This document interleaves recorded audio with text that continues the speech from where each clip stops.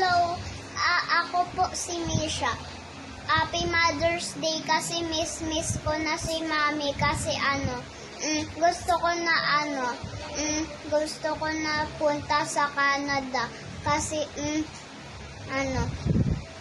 Mami kita kasi I love you. Bye-bye, I love you, heart.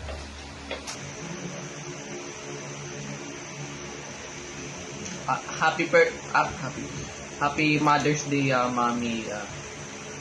Yun, mag-ingat kayo dyan. Salamat rin sa pagbibigay mo sa amin ni Kuya ng mga pagkain, yung mga damit, mga shoes. Yun, mag-ingat kayo dyan. Huwag niyo pabayaan sa sarili nyo. Yun, lang. Sige. Kunya. Wait, stop. Happy Mother's Day, Mami.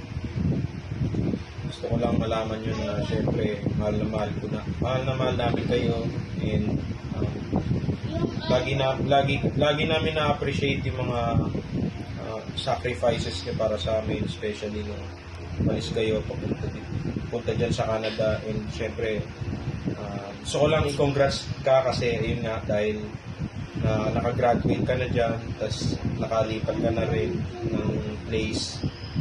So then sana hopefully magtuloy-tuloy yung progress ng work nyo dyan. Sana palang araw ayun nga maging private residence na kayo dyan. And syempre yun nga, yung pinakapangarap nyo naman yung madala na kami dyan. Ayun, sana ay yung plans nyo, sana makamit nyo. Lahat ng plano nyo sana maisakatuparan, and always have a good health, syempre, and always pray from God. And ayun nga, especially yun, huwag kayo mag-aaway ni Daddy dyan kasi napabalitaan ko nga nag-aaway kayo. Huwag kayo mag-aaway dahil kayo na nga lang dalaw dyan, nag-aaway pa kayo. So ayun, Happy Mother's Day. We love you. Ingat kayo dyan. Mahal na mahal namin kayo. Amen. Happy Mother's Day, Mami. I love you guys kasi love ko na si Mami. Thank you kasi I love you, Mami, kasi miss ko na ikaw kasi wag na kayong mag-away lahat.